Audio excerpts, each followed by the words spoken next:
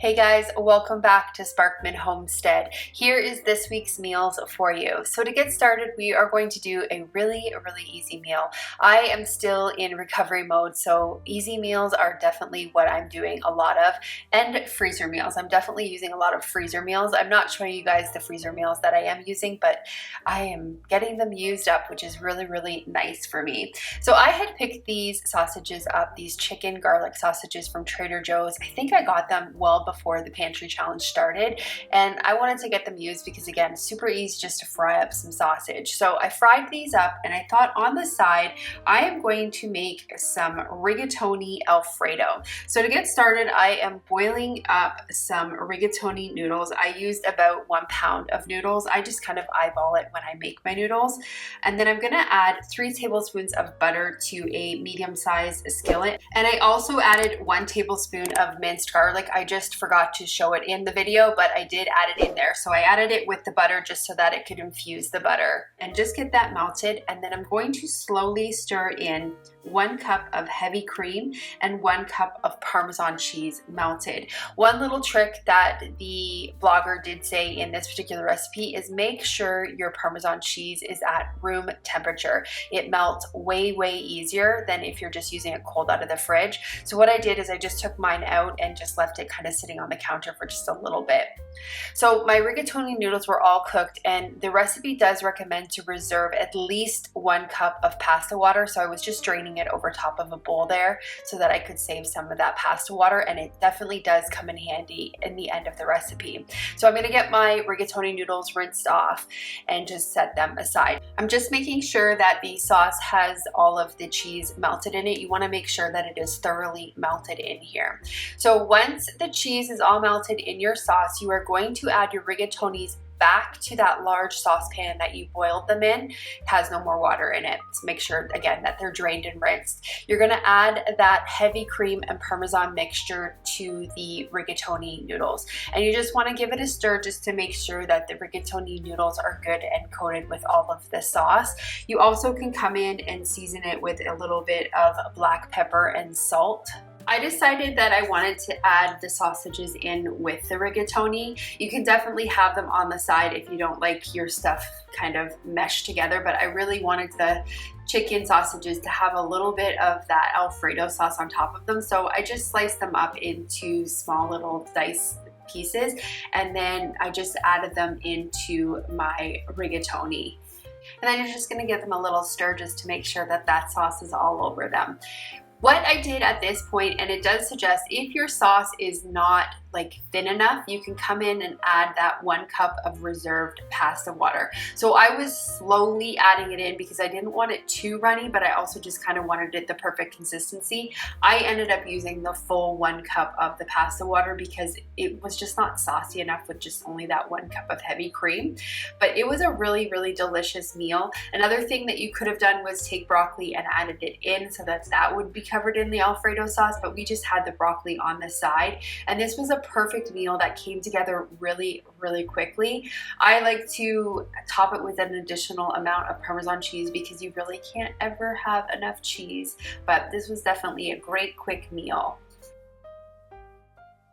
For the next meal, we are gonna make a recipe that I have never ever attempted to make. We're gonna try to make a Hungarian goulash. I don't know how authentic this recipe actually is. I did find it on Pinterest, and like I always do, I've left all of the recipes that are linkable for you guys in the video description. So Stephen goes to this restaurant in the town he works in, and they serve Hungarian goulash, and he keeps raving about it, and he really wanted me to try to make it. So I had taken out an arm roast that I was gonna just make like a pot roast with. I was kind of craving a pot roast, but instead I decided to kind of turn this into like a stewing beef because I don't have actual stewing beef. I chose not to get it from my butcher because surprisingly it is very expensive. So I just get my roast cut up and then I cut them into my own stewing beef. This recipe calls for 2.5 pounds of a lean stew beef, so I was just cutting off any extra fat on mine. And then I have about 4 tablespoons of an olive oil in a really big, deep Dutch oven, and you just want to season that with a little bit of salt and pepper, and then you're just going to cook this until it's nice and seared on all sides. You really want to make sure that you kind of seal that moisture in because we're going to be cooking this for a little bit of a time. So by searing it, you just kind of lock the moisture into your meat. So once I get a nice sear on it, I'm going to come in and add a very large onion, roughly chopped. It does say 2 large onions, but because Steven isn't a super fan of onions, I just used 1, and I cut them into really, really big pieces, so that way he has an option of picking them out if he wants to. It also says to add 5 cloves of a minced garlic in here, and you're just going to stir that around until everything is incorporated and some of that liquid starts to release from the onions. It says you can also drain some of the liquid from the meat and the onions, but I left it in because it's really, really good flavor. So once everything is cooked for about 5 minutes, once it's soft and translucent, you're going to turn that heat down to medium low. And then you're going to come in and add 3 tablespoons of a sweet paprika, 1 teaspoon of caraway seeds, it does say ground, 1 teaspoon of dried oregano, and 3 bay leaves. You also want to add 1 teaspoon of brown sugar, and then half a cup of tomato sauce. Now I actually added a whole pint of tomato sauce because my heat tends to run high, and I knew if I didn't add more than that half a cup, it would end up drying out. So I added a whole pint of tomato sauce in here, but it does just recommend to use half a cup. You're also going to add 2 tablespoons of a balsamic vinegar and 4 cups of no salt added beef broth. So a low sodium beef broth. And you're just gonna re-season that because again, I was using like the no salt beef broth. I found that it was lacking in the salty taste, so I came in and added just a touch bit more salt to it. You wanna bring that to a boil and cover it and cook it on low for 2 hours or until the beef is fork tender. So mine came in at roughly about 2 hours. It says the liquid will reduce down a lot as the beef cooks, so feel free to add more water or broth as needed. So that is why I went ahead and added that extra tomato sauce, just because I knew it was going to reduce down. One thing the recipe showed was that she served this goulash over top of some boiled potatoes. So I decided to take a quart of my canned potatoes, and I like to rinse them off really well when I use them. Just helps take some of that starch off. So I just rinsed them and boiled them for about 5 minutes. They're already essentially cooked because they're cooked when they're canned. So they come together really, really easy. So I just put them in some water, boiled them for about 5 minutes, and then once they were boiled, drained them, and then added probably about 3 tablespoons. I added a pretty big serving of butter to them just to flavor them really good. So I added the butter, added some salt and pepper, and stirred it up. They kind of got like almost mashed potatoes for me serving them. It was really, really good on top of the potatoes. So just stirred them up. I put the potatoes at the bottom of my bowl, and then I served that goulash over top of the potatoes. This recipe was a little bit tomato heavy, which is probably because I added extra tomatoes. So next time I make it, I'm probably just gonna add extra beef broth, but it was definitely a delicious twist on a stew.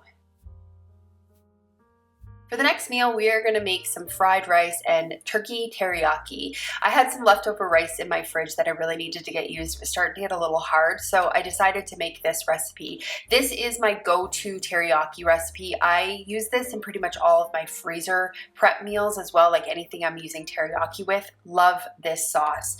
So to get started, we're gonna add a 1/4 cup of liquid aminos. You can use soy sauce or coconut aminos in this. Then we're gonna add 1 tablespoon of a granulated sugar, 2 tablespoons of a white vinegar, 2 cloves of minced garlic, and then about half a teaspoon of grated ginger. You can definitely add more ginger if you like more of that ginger taste to it.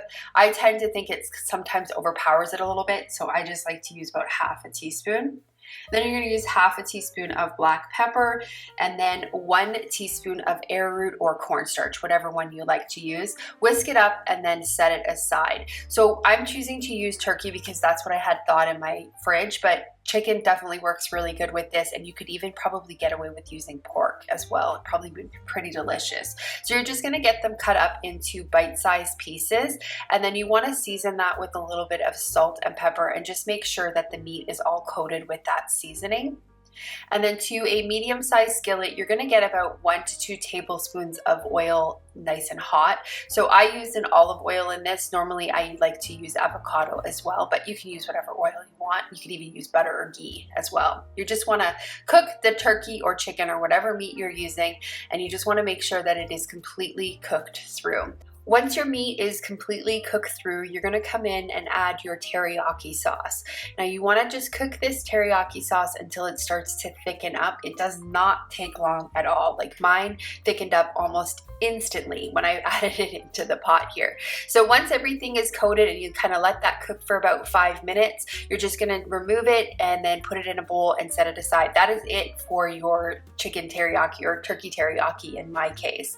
So next up, we're going to make our fried rice. So I am going to use just a carrot in my fried rice. Unfortunately, Steven doesn't like all of the typical fried rice vegetables, so I'm just thinly slicing my carrot, just that way it cooks up really, really quickly. And then to that same pot that we just made that teriyaki in, I'm gonna add about another tablespoon of olive oil to that and just add my thinly cut carrots. If you are adding onions with this, you're gonna add them with the carrots, and you're just gonna cook them until they're nice and soft and translucent. So once they're done, you're gonna push them aside. I added about another tablespoon of olive oil to this pan, and then I added 2 eggs, and I'm just gonna scramble them on half of the pot or the skillet's side. And then once those are done cooking, I'm gonna push those aside. And then next up, we're gonna add our rice. So in my case, I'm using my leftover rice.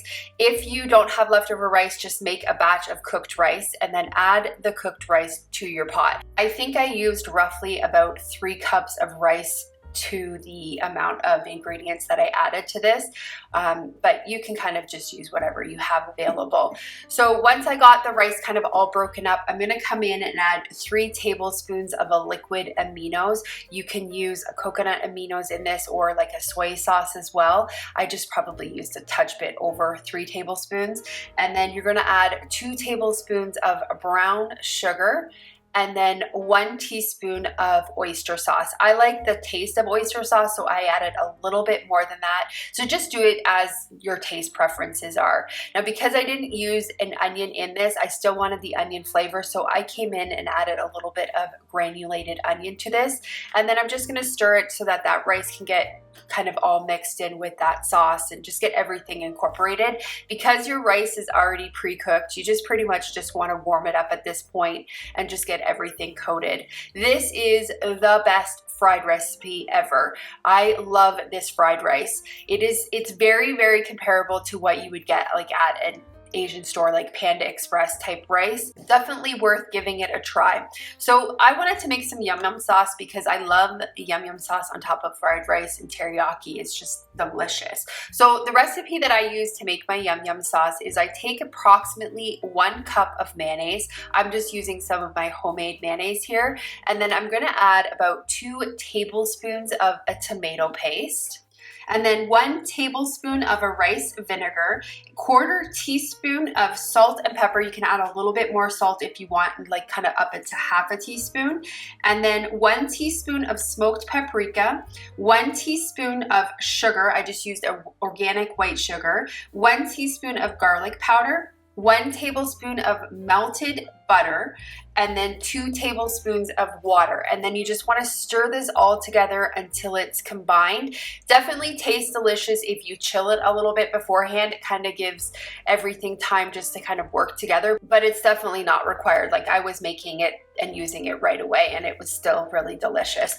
So this recipe came together really, really good. It was everything that I thought it was gonna be, tasted exactly like takeout, which was what I was going for. I think I said this at the beginning of the meal, but I actually don't have a linkable recipe for you guys for this one, but I will leave it typed out in the video description. That way, if you wanna give it a try, it is there with the measurements, because this is such a good meal. If you're trying to reduce having takeout in your home, definitely this is a go-to.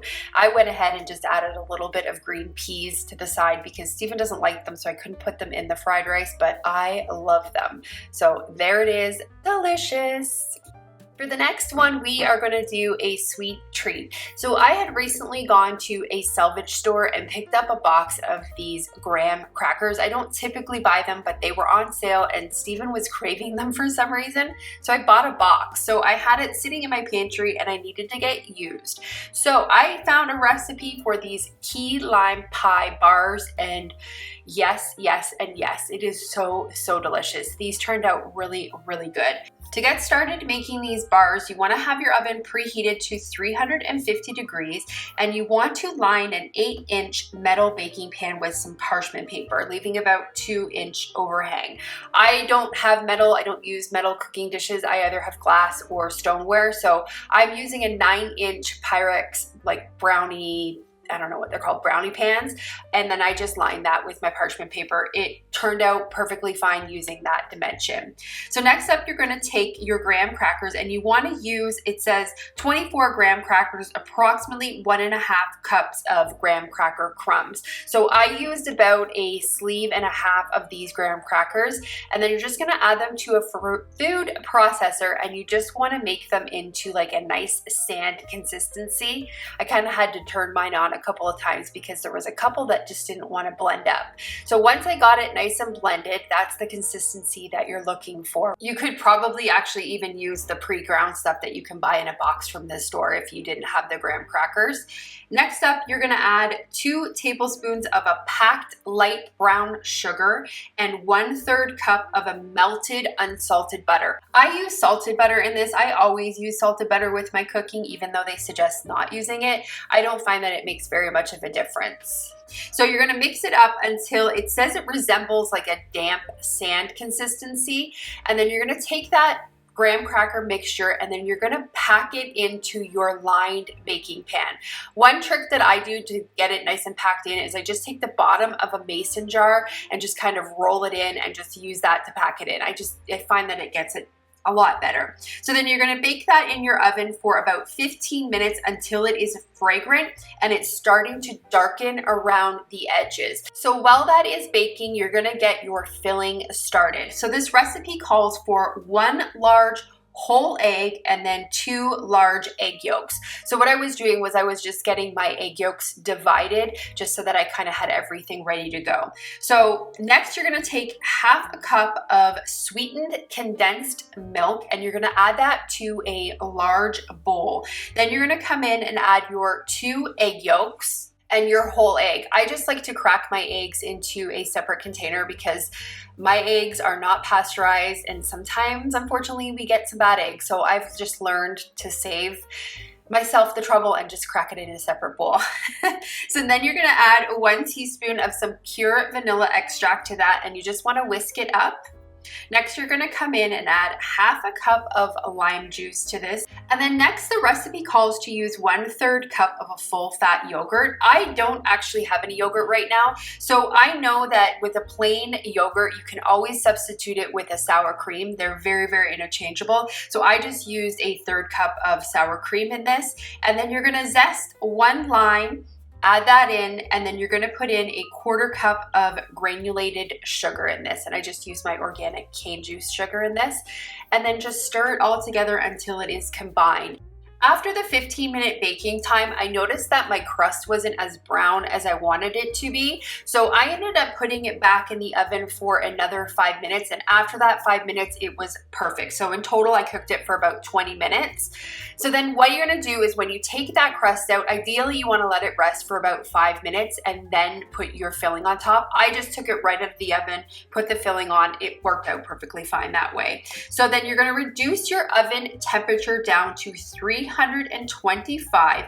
And then now you wanna bake this for about 15 to 20 minutes until the filling is set and it's a little bit jiggly in the center. 20 minutes was the magic number for me. So once it is done, you're gonna take it out and you're gonna let it cool completely on a wire rack.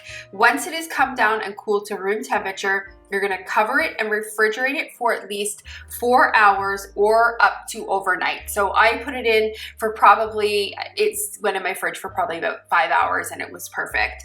So next you're gonna make your topping. Now I had this Trader Joe's whipped topping in my cupboard, and I didn't realize that when you're supposed to use it, you're supposed to actually put it in the fridge a little bit beforehand. I didn't have any whipping cream available, so I just took it out of my pantry and used it, and it was not whipping up. So what I did is I came in and added a really big Tupperware bowl full of ice, and that 100% helped. So if you have warm whipping cream and it's not whipping, just add some ice to it and it will whip up perfectly fine.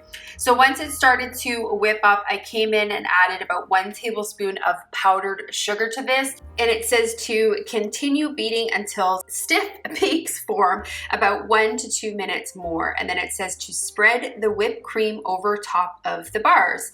Then what you want to do is run a knife along the edges of the pan and take the parchment out, and then lift the key lime bar out. I just took the whole parchment paper out and then cut it from there. It does say if you want, you can grate some additional lime zest over top before you serve it, and then it also says to serve them chilled. I could not wait. I needed to get into this right away because it was dessert time and I was just craving it.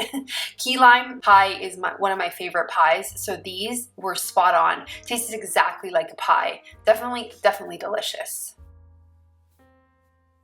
For the last meal, we are going to make a delicious fish taco recipe. I'm really trying to incorporate more fish into our menu every single week. So this recipe, I was kind of craving it, so I decided to make it on this day. So to get started, you're going to take 1 pound of cod. You can also take any other firm white fish that you like. It does say tilapia, I think that's how you pronounce it, is another good option.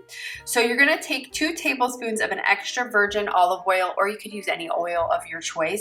Add it to a bowl, and then it does suggest using 1 tablespoon of cilantro diced. I don't have fresh cilantro, but what I did in the fall when my cilantro was growing like crazy was I took a whole bunch of it up and I pureed it and put it into little pucks and just threw it in my freezer. So I have kind of fresh cilantro throughout the year. So I just added 1 tiny puck to this, and then you're gonna add 3 cloves of minced garlic, 1 teaspoon of chili powder, half a teaspoon of ground cumin, a 1/4 teaspoon of cayenne powder, half a teaspoon of salt, and 1 teaspoon of fresh lime juice, and you just want to give that a stir. So once you get all of your fish into either a Ziploc baggie, or in my case I'm just using a vintage Tupperware like kind of marinator thing. I think this is actually called a deli keeper. I just like to use this because it saves money. I don't have to buy Ziploc baggies because I can't reuse them if I put meat in them. So anyways, this is what I'm using. I'm going to marinate it in this. So you just want to cover your fish completely with this just so that it is good and marinated. Then you want to cover it or seal up your bag and put it in the fridge for at least 30 minutes or up to 8 hours. I just did this in the afternoon and I think it marinated for about 4 hours in my fridge, and that was a really good time. But this would also be really perfect to make like the night before too if you didn't have time to do it that day. So next up, I'm gonna make my fish taco sauce. To make this sauce, you're gonna use a 1/4 cup of mayonnaise. I'm just using some of my homemade mayonnaise. And then the recipe calls for a 1/4 cup of sour cream or Greek yogurt. I just used some creme fraiche in this, which has a very similar profile to like the sour cream. And then 1 teaspoon of hot sauce, 1 wedge of lime juice. So I was just cutting up a lime here because I knew I wanted to have it with my tacos as well. So just cut them all up in advance. And then a 1/4 teaspoon of garlic powder, and then salt to taste. Once you get everything added into your bowl, you're just gonna give it a stir and then cover it and refrigerate it until it's ready to use. So the original recipe actually calls to fry these in 1 teaspoon of cooking oil over a medium-high heat for about 3 to 5 minutes. I did not want to fry these. I prefer baking my fish. So I have my oven set at 350 degrees, and I'm just gonna put these fish in and cook them for about 15 minutes. That is the other reason why I love using fish, because it literally takes like just minutes to cook. It does not take very long to cook at all. So put that in the oven just to cook for the 15 minutes. So I had made some rice up earlier in the day, and so I wanted to make like a cilantro lime rice to have with our tacos. So all I did is I just took my pre-cooked white rice, and then I just added one of those cilantro pucks, or you could probably use probably 2 tablespoons of a fresh cilantro in this, and then I used about 1 tablespoon of lime juice. I have this Trader Joe's chicken seasoning. It's kind of like chicken seasoning. I added that in because a lot of the cilantro lime recipes that I found called for chicken broth, and I didn't want to use that, so I just put in that, I don't know what it's called. It's a Trader Joe's seasoning that's supposed to taste like chicken. So I just added that in there and then just stirred it up. After the 15 minutes, I took my fish out and I let it rest for about 5 minutes, and then we assembled our tacos. I had also pre-made some tortillas earlier in the day. I've left that tortilla recipe for you guys in the video description because it's my favorite go-to recipe. So we just assembled our tacos, and this was just delicious. We had some avocado, some lettuce, some salsa, that fish sauce. It was just exactly what I was craving on this night. Such a good meal. So that is going to be the last meal for this video. I hope you guys enjoyed it, and like I always say, hope I gave you a little inspiration for your upcoming weeks. Thank you guys so much for watching, and I hope you have a great day or night whenever you're watching this, and I will see you on the next video. Bye guys.